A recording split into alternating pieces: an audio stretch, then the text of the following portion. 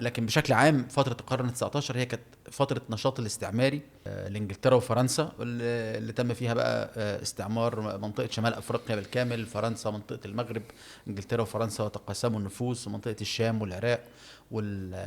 والمنطقة دي. انجلترا كان عندها المستعمرة المهمة جدا الاستراتيجية بتاعتها في الهند، فتقسيم المنطقة كله حصل في فترة. وطبعا انجلترا كانت مستعمرة مصر بدءا من بعد الثورة العربية، يعني على طول من 1883. فتقسيم المنطقة كله، الوضع السياسي اللي استقر، اللي احنا النهاردة عايشين في ظله، اغلب اساساته ودعائمه الاساسيه تم وضعها في الفتره ما بين الربع الاخير من القرن ال19 وصولا الى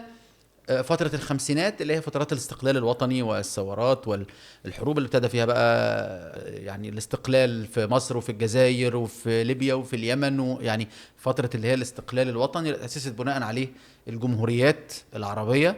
واللي بعد كده احنا عارفينه.